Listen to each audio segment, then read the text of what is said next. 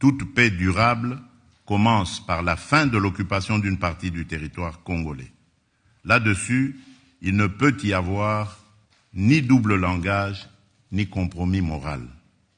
En contrepartie, la République démocratique du Congo prend devant vous 3 engagements clairs. Premier engagement, reconstruire.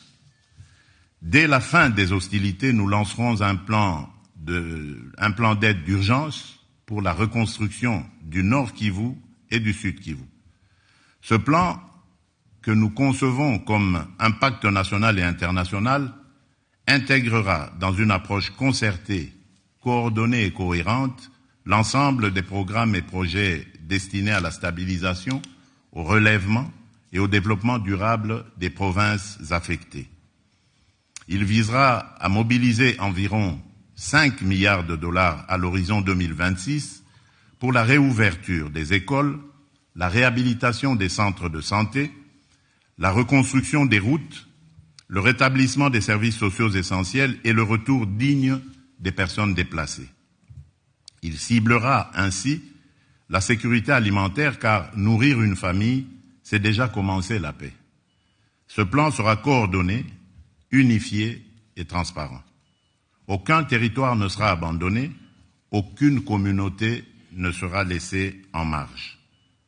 Deuxième engagement, protéger les plus vulnérables et responsabiliser les auteurs. Nous allons renforcer notre cadre juridique relatif à la protection des déplacés et des victimes de catastrophes humanitaires, notamment par l'intégration en droit national de la Convention de Kampala de l'Union africaine et l'adoption d'un dispositif légal pérenne de financement de l'action humanitaire et de réduction des risques. Dans cette perspective, une loi sur le financement de l'action humanitaire et de la gestion des risques de catastrophe sera prochainement adoptée afin de doter le gouvernement de mécanismes pérennes de financement conformément au cadre de Sendai 2015-2030 pour la réduction des risques de catastrophe et aux engagements pris lors du sommet humanitaire mondial d'Istanbul en 2016.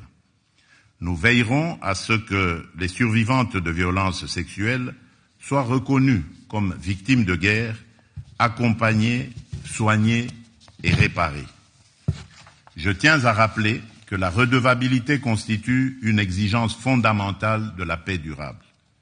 Les administrations parallèles instaurées par l'AFC M23, les violations graves des droits humains et les atteintes aux civils ne resteront pas impunies.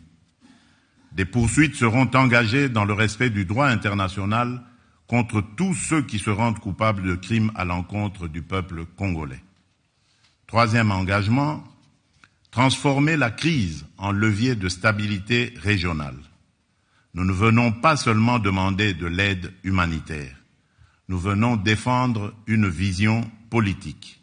La paix durable dans les Grands Lacs ne sera possible que si la région choisit l'intégration économique et la prospérité partagée plutôt que le pillage et la prédation. L'avenir de la région ne peut pas être fait de trafics transfrontaliers illégaux d'or, de coltan ou de cobalt, alimentant des groupes armés.